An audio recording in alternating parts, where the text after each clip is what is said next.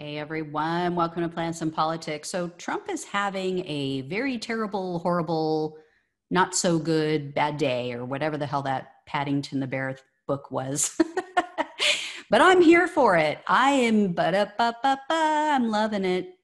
So first news broke this morning that the two Capitol Police officers were suing Trump. I did a separate show on that if you want to hear all the details. Then a news report popped up showing that a judge agreed to allow the summer Zervos lawsuit to proceed. If you're not familiar with that, it has to do with Zervos's allegations of sexual assault against Trump. She's, I believe, one of about 40 women who have accused Trump now, from everything from harassment to rape. And Zervos is a former contestant from Trump's reality TV show, The Apprentice. She filed a complaint back in 2017 claiming that he groped and kissed her without her consent on two separate occasions. And Trump has been fighting the lawsuit ever since. And now he's no longer president. So the highest court in New York State has dismissed his final appeal. This means that Trump may be ordered to sit for a sworn deposition in that case very soon. That's awesome. The next Trump smackdown came out right after that Zervos news hit. It also involves a lost legal battle. A woman named Jessica Denson alleged that she was subjected to abuse and sexual harassment while she was working for Trump's campaign in 2016. She was working as a phone bank supervisor and the Hispanic outreach coordinator. So Denson said that she was, quote, subject to a hostile work environment and experienced sex discrimination, and that after she complained, high-ranking persons in the campaign retaliated against her. So after she spoke out about her treatment or alleged treatment, Trump's campaign sued her. And they actually won. They got a $50,000 award against her because the campaign forced everyone to sign a non-disclosure agreement. And they said that because Denson spoke out, she violated that agreement.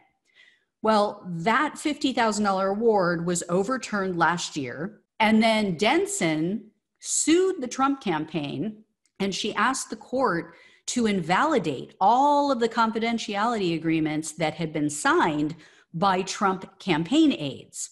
The judge just made a final ruling and said, I can't invalidate all of the agreements because there could be information that these people have that would be truly confidential in nature because, of course, Trump was president. But he did agree that Denson's agreement should be nullified. So now she's free to speak out. She's free to take her allegations to every news outlet. And I would imagine that this is going to break a dam because others will see this. They'll see that now her NDA didn't stand up in court, and they're likely now to speak out as well. So I wouldn't be surprised if we heard from more people, not just women, but anybody talking about their experience working for the campaign. The third and final gut punch that Trump took today, which I believe should have him curled into the fetal position crying, and I would love to see that. So if you have video, please send it. But this has to do with his family's longtime, most trusted confidant and the CFO of the organization, Alan Weisselberg.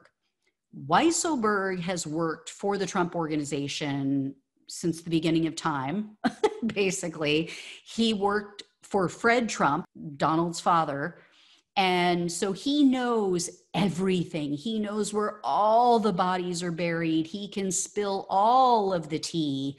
And recently, you may have seen this, his disgruntled and former daughter-in-law, Jennifer, has been making the rounds on various shows. She's been on cable news. She was on Michael Cohen's podcast.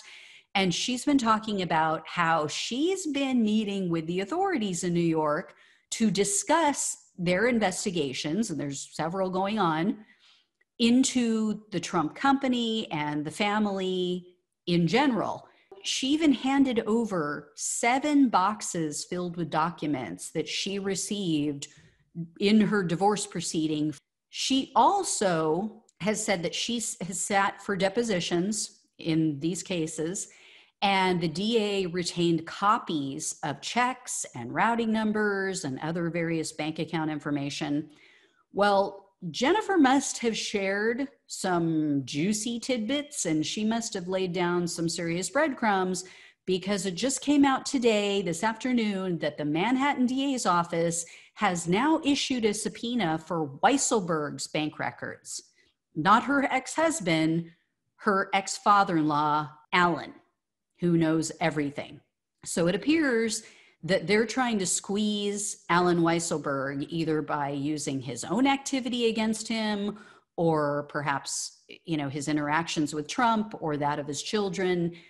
In addition, the DA's office is attempting to obtain internal documents that the Trump organization failed to turn over last year.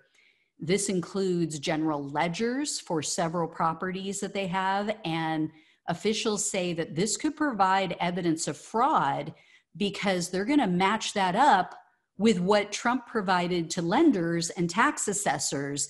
And if the numbers don't jive, there's your case.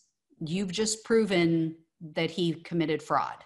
They've also issued subpoenas to numerous banks, including JP Morgan Chase and Capital One.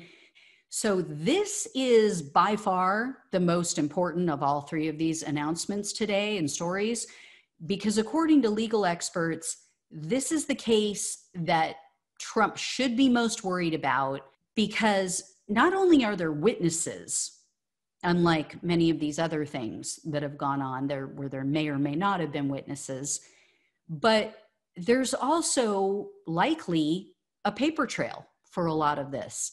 And it also involves the entire organization and his children. And criminal defense attorney Tor Eklund told Law and Crime News that Trump wouldn't even have to have succeeded in these crimes in order to face legal consequences. He said, quote, "The important thing to note about the wire fraud and the bank fraud statutes is they're extremely broad, and you don't actually have to have succeeded in committing the fraud you were trying to initiate. The second you're communicating in interstate commerce with a telephone or email, the wires, they've got you." So, oh well, so sad, too bad for Trump.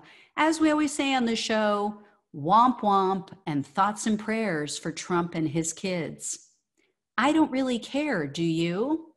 The only question I have is, when Trump's children go to prison, what happens to Trump's grandchildren? Because people on the right kept saying that if you commit a crime, it's perfectly legitimate and normal for your children to be locked up in a cage at the border.